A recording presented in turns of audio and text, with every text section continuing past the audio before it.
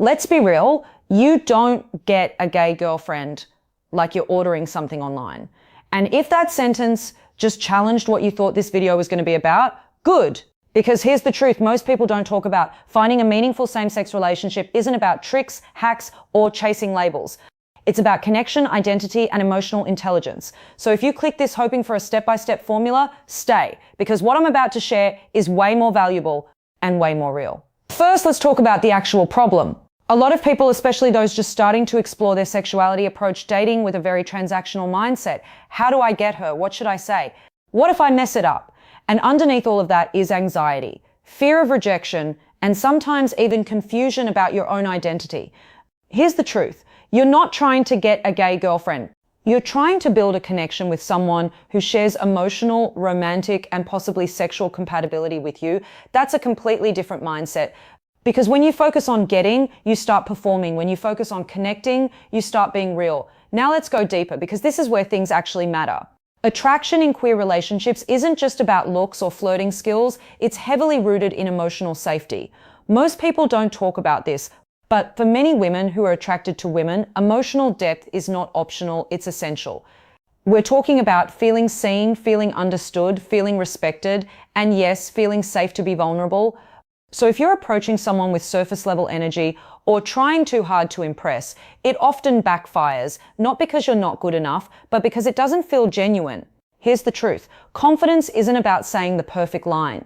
It's about being comfortable with who you are, even if you're still figuring things out, especially if you're still figuring things out. Let's talk about identity for a second. Not everyone who wants a gay girlfriend is fully confident in their sexuality yet, and that's okay.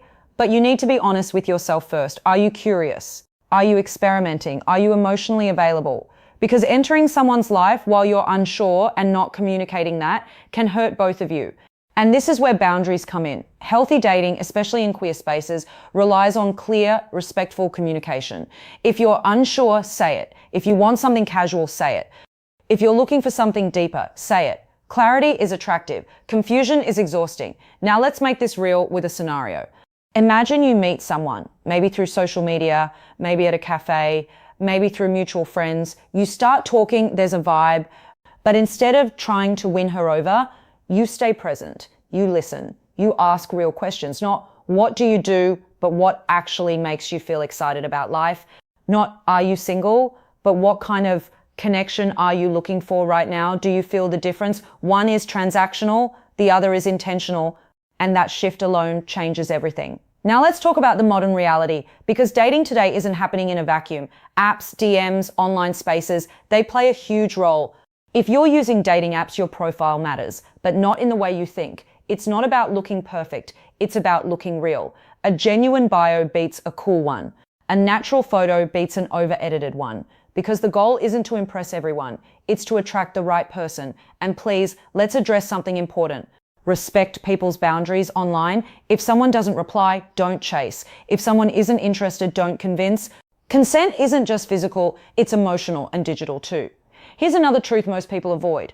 Rejection is part of the process. Not everyone you're attracted to will feel the same way. Not every connection will turn into a relationship, and that's not failure, it's filtering. It's life guiding you towards someone who actually aligns with you. So instead of asking, what's wrong with me? Start asking, what did I learn from this? That shift builds resilience, and that's incredibly attractive. Now let's get practical. If you genuinely want to build a connection with a woman who is into women, here's what actually works. Start by working on yourself. Confidence isn't built by getting attention. It's built by knowing your worth without needing validation. Take care of your mental health. Understand your emotions, know your values, because the kind of relationship you attract often reflects the relationship you have with yourself. Next, put yourself in the right spaces, and no, it's not always where you think. It could be queer-friendly communities, events, online groups, creative spaces, places where people feel safe to be themselves, because connection thrives in environments where authenticity is encouraged. Also learn to communicate, and I don't mean just talking, I mean listening without interrupting, expressing without blaming, being honest without being harsh. This is emotional intelligence, and it's one of the most attractive traits you can have. And let's talk about physical attraction, because yes, it matters. But here's the truth. Attraction grows when there's emotional connection. So instead of obsessing over how you look, focus on how you make someone feel. Do they feel comfortable around you? Do they feel respected? Do they feel heard? That's what builds real attraction. Now, one more scenario, you're on a date. There's a moment where you could lean in, flirt more, maybe even make a move. What do? You check in, not awkwardly, not formally, but naturally. You read body language, you stay aware, you respect space, because consent isn't a mood killer. It's what makes intimacy actually feel safe and enjoyable. Let's bring this home. Getting a gay girlfriend isn't about tactics. It's about becoming someone who is emotionally available, self-aware, and respectful. It's about connection over control, presence over performance, honesty over perfection. And yeah, it takes more effort than a simple how-to guide, but it also leads to something real. So here's my challenge to you. Instead of asking, how do I get a gay girlfriend? Ask, how do I become someone ready for a healthy relationship? Because when you focus on that, you don't chase connection, you attract it. And if this made you rethink how you approach dating, relationships, or even yourself, then that's a powerful place to start. Because the truth, the right person isn't looking for perfect, they're looking for real. And that starts with you.